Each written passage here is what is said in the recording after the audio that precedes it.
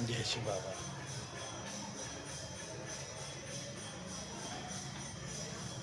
जय शिव बाबा।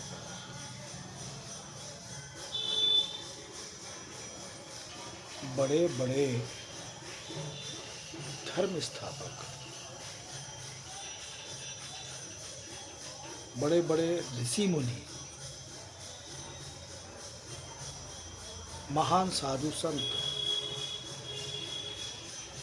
ढेरों गुरु गोसाई सब साधना करते हैं। किसकी? भगवान से मिलने की।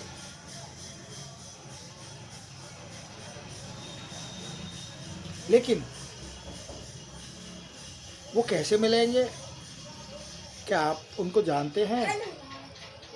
क्या आप उनका ऑक्यूपेशन जानते हैं? ना तो आप उनके ऑक्यूपेशन को जानते हैं, ना आपने उनको देखा है, तो आप कैसे कर सकते हैं?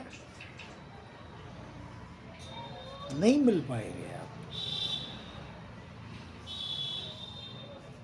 उसके लिए सबसे पहले उनका परिचय करना पड़ेगा।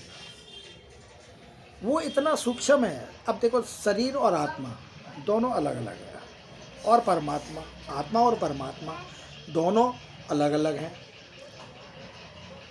एक से हैं लेकिन हैं अलग अलग, एक नहीं है। आत्मा और परमात्मा कभी भी एक नहीं हो सकते, क्योंकि आप आत्मा भी अविनाशी है, उसका विनाश नहीं हो सकता।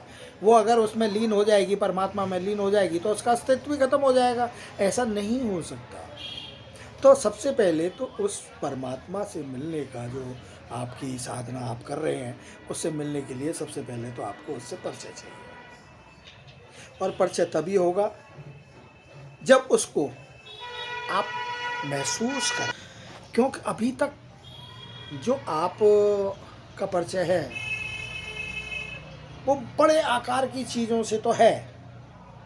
जैसे आपका शरीर है, आपका शरीर से और दूसरे शरीरों से आपका परिचय है कि वो फलाना है, वो फलाना है, उसके नाम से इस तरीके से संबोधन है। लेकिन जिसको आप मिलना चाह रहे हैं उससे तो अभी परिचय नहीं है।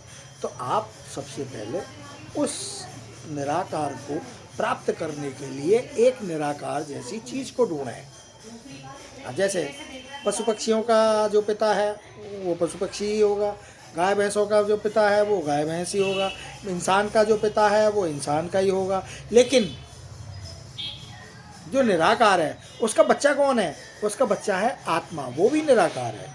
तो निराकार का बाप निराकार होगा, और निराकार वो आपके अंदर है, आत्मा।